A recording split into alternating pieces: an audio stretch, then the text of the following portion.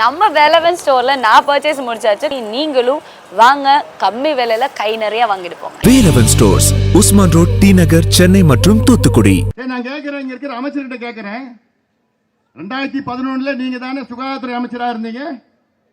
2011 நீங்க தானே இந்த கடலூருக்கு மருத்துவக் கல்லூரி அடிக்கல் நாட்டினீங்க? அந்த கல் எங்கப்பா? இல்ல, இவனுங்க அப்பப்போ ஒரு செங்கல் காமிக்கிறானுங்க.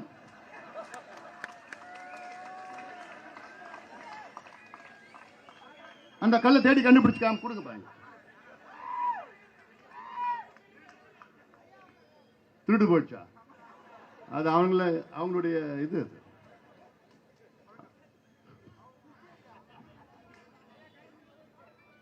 அப்போ இப்ப மீண்டும் நீங்க ஆட்சிக்கு வந்திருக்கிறீங்க.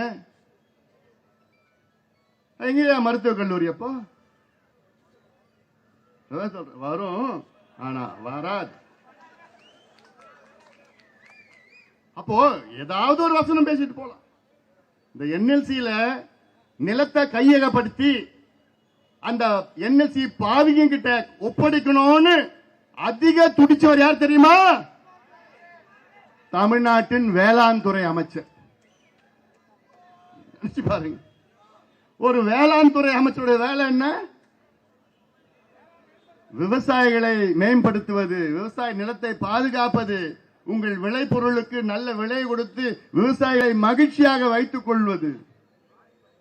ஆனா அதெல்லாம் ஒண்ணுமே செய்யாம என்எல்சி கிட்ட நம்ம நிலத்தை, நம்ம பாட்டம் பூட்டன் நமக்கு சோறு போட்ட அந்த நிலத்தை கையப்படுத்தி மிரட்டி உருட்டி போலீஸ வச்சு உருட்டி புட்டிங்கி எடுத்து என்எல்சி காரன் கொடுத்து அவன் அந்த நிலத்துல இருக்கிற நிலக்கரி எடுத்துக்கிட்டு அதை எரிச்சு எல்லாத்துக்கும் கரண்ட் கொடுக்கறான். கொஞ்சோண்டு நம்ம பிசிறு கொடுக்கறான். இதுதான் வேளாண் துறை அமைச்சருடைய வேலையா? அதெல்லாம் வெக்கக்கேடு. இதெல்லாம் வெக்கக்கேடு. எத்தனையோ அமைச்சர்கள் இதுக்கு முன்பு, அந்த கட்சி அமைச்சர்கள், இந்த கட்சி அமைச்சர்கள், இதெல்லாம் சிந்தித்து பாருங்கள். நான் சொல்லியிருக்கல, இந்த தொகுதியில 3 வேட்பாளர்கள். ஒன்று நம்முடைய தங்கர் பச்சான் அவர்கள்,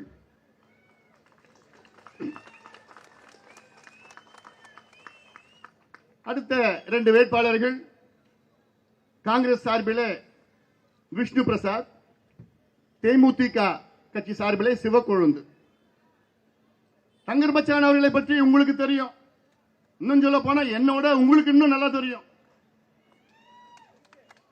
எனக்கு அவர் எடுத்த நிறைய படம் பிடிக்கும். ஆனா அதுல ரொம்ப பிடிச்ச படம் அழகி. அது இல்லாம அடுத்தது பள்ளிக்கூடம் ஒரு படம். ஏன் தெரியுமா அந்த பள்ளிக்கூடம் படம் பிடிக்கும்? அவர் ஒரு புரட்சியை செய்திருக்கிறார் அந்த படத்தில். ஒரு இயக்கம், ஒரு மூவ்மெண்ட். ஒரு இயக்கம்னா ஒரு மூவ்மெண்ட். என்ன மூவ்மெண்ட்? அந்த படம் பார்த்தவங்க எத்தனையோ பேர், எனக்கு தெரியும் ஒரு 800-900 பள்ளிக்கூடங்கள்ல அந்த படம் பார்த்தோன்னு அந்த பழைய மாணவர்கள் எல்லாம் சேர்ந்து அந்த பள்ளிக்கூடத்துக்கு நிதி கொடுத்து, வகுப்பறைக்கு நிதி கொடுத்து அந்த பள்ளிக்கூடத்தை புதுப்பிச்சிருக்கிறாங்க. இதுதாயா உண்மையான வளர்ச்சி? இதுதானையா வேணும் உங்களுக்கு? இப்படிப்பட்ட ஒரு வேட்பாளர் நிறுத்திட்டு இங்க நின்றுட்டு இருக்கிறாரு. அவரை விட்டுட்டு வேற யாராவது நீங்க ஓட்டு போடுவீங்களா? ஓட்டு போட மனசு வருமா உங்களுக்கு? விஷ்ணு பிரசாத் யாரு? சில பேர் சொல்லுவீங்க, என்னுடைய மச்சான் மைத்துனர். என்னுடைய மைத்துனர் தான், அது என்னால மாற்ற முடியாது. அவர் காங்கிரஸ் கட்சி வேட்பாளர். அவர் இதற்கு முன்பு செய்யார் சட்டமன்ற உறுப்பினராக பணியாற்றினார். அதற்கு இப்பொழுது ஆரணி நாடாளுமன்ற தொகுதியின் நாடாளுமன்ற உறுப்பினர். இப்போ நான் கேட்கிறேன், அங்கிருந்து இங்க ஏன் வந்தீங்க? நீங்க இங்க என்ன உங்களுக்கு வேலை? ஏன்னா அங்க அவருக்கு சீட்டு கொடுக்கல, தொகுதி கொடுக்கல. நீங்க அங்க நல்லா பண்ணிருந்தீங்கன்னா அங்க உங்களுக்கு சீட்டு கொடுப்பாங்க, தொகுதி கொடுத்திருப்பாங்க. தொகுதியும் கொடுக்கல, சீட்டும் கொடுக்கல. அதன் பிறகு இங்க போட்டியிடுறார் காங்கிரஸ் சார்பில். போட்டிட்டு அது நம்மளை பத்தி பேசிட்டு இருக்கார். எப்படி வேணா பேசிட்டு போங்க, அதை பத்தி எனக்கு கவலையும் கிடையாது. எனக்கு என்னுடைய கட்சி, என்னுடைய கூட்டணி, என்னுடைய கட்சி, அதுதான் முதன்மை. அதுக்கு பிறகுதான் என்னுடைய குடும்பம், அதுக்கு பிறகுலாம் அதுக்கப்புறம். தங்கர் பச்சான் இங்கே 2 லட்சம் வாக்குகள் வித்தியாசத்தில் வெற்றி பெற வேண்டும். எதிரணியில் உள்ள வேட்பாளர்கள் எல்லாம் டெபாசிட்டை இழக்க வேண்டும், டெபாசிட்டை இழக்க வேண்டும். அதில் நீங்கள் உறுதியா இருங்கள், உறுதியா இருக்க வேண்டும்.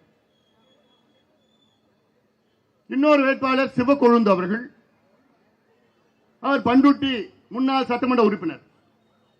சரி, நீங்க என்ன பண்ணீங்க பண்ருட்டிக்கு? ஏதாவது ஒரு துரும்பு சொல்லுங்க.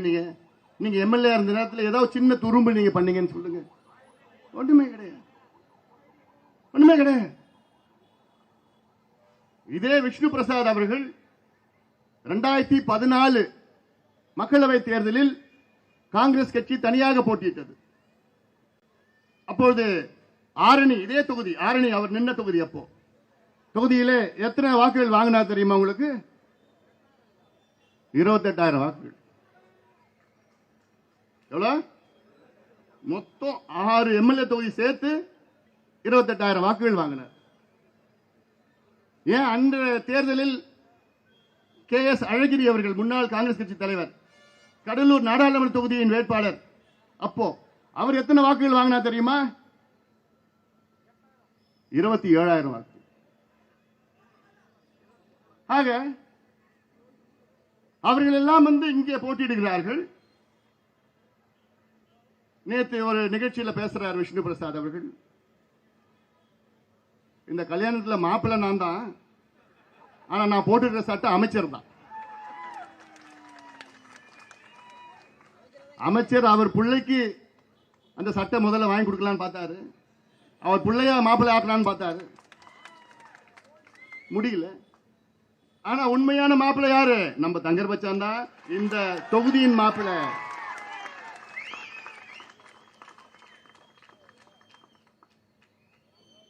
விஷ்ணு பிரசாத் அவர்கள் கல்யாண மண்டபம் மாறி வந்துட்டார். ஆரணி கல்யாண மண்டபம் அங்க போயிருக்கணும், கடலூர் கல்யாண மண்டபத்துக்கு தப்பை தவறி மாறி வந்துட்டார் அவர். இங்க அவருக்கு வேலை இல்லை, இங்க வேலை இல்லை. அதனால அதெல்லாம் நீங்கள் தெரிந்து கொள்ளுங்கள், புரிந்து கொள்ளுங்கள். அதெல்லாம் அதே போன்று ஒரு தேர்தல் பிரச்சாரத்தில் நாகரிகமா பேச வேண்டும், யார் இருந்தாலும் சரி.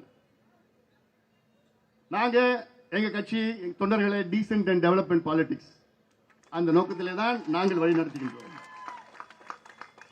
எங்களுடைய நோக்கம் ஒட்டுமொத்த வளர்ச்சி, ஹாலிஸ்டிக் growth, ஹாலிஸ்டிக் டெவலப்மெண்ட், அதான் எங்களோட நோக்கம். என் தம்பிகள்லாம் ரொம்ப பாசமா, அதாவது பாசக்கார பசங்க.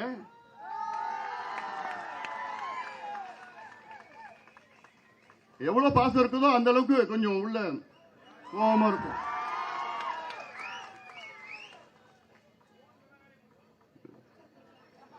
ஏண்டா நீ வேற,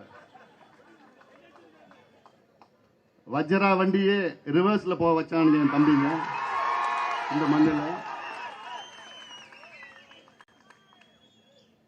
ஆனாலும் நான் உங்களிடம் மீண்டும் மீண்டும் கேட்கின்றேன், நம்முடைய தங்கர் பச்சான் அவர்களை நீங்கள் தேர்வு செய்யுங்கள். நல்ல நேர்மையானவர், நல்ல ஒரு துடிதுடிப்பானவர்.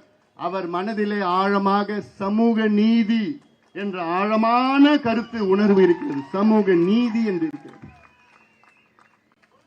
வேற எந்த வேட்பாளர்கிட்டையும் அந்த சமூக நீதி அப்படிலாம் எதுவுமே கிடையாது. அதை நீங்கள் தெரிந்து கொள்ள வேண்டும், புரிந்து கொள்ள வேண்டும். மருத்துவர் ஐயா அவர்கள் அவரை நிறுத்தியிருக்கின்றார்.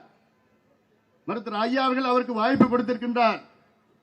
மருத்துவர் ஐயா அவர்கள் இன்று 44 ஆண்டு காலம் உழைத்து சமூக நீதிக்காக, நீர் மேலாண்மைக்காக, கல்விக்காக, வேலை வாய்ப்புக்காக, எல்லாவற்றுக்கும் மேல் வேளாண்மைக்காக, விவசாயத்திற்காக உழைத்துக் கொண்டிருக்கின்ற மருத்துவர் ஐயா அவர்களை உங்களுடைய வேட்பாளரை நிறுத்தி வைத்திருக்கின்றார். தங்கர் பச்சான் பொது வேட்பாளர். இன்னும் எவ்வளவு அரசியல் பேச வேண்டியது எனக்கு ஆசையா இருக்கு. என்ன, நான் அடுத்தது பண்ருட்டி போகணும், திட்டுக்குடி போகணும், முடிக்கணும். திமுக அதிமுக பத்தி இன்னும் பேசவே இல்லை. அது பேசணும்னா 1 மணி நேரம் ஆகும். ஏன்னா இப்போ அதிமுக எடப்பாடி பழனிசாமி அவர்கள் ஏதோ நம்ம துரோகம் பண்ணிட்டோம் அப்படின்லாம் சொல்லிட்டு வர்றார். நாங்க ஒன்றும் துரோகம் பண்ண மாட்டோமா? நாங்க மற்றவங்களை வாழ வைப்போம். எங்களுக்கு துரோகம்னா என்னன்னு தெரியாது எங்களுக்கு.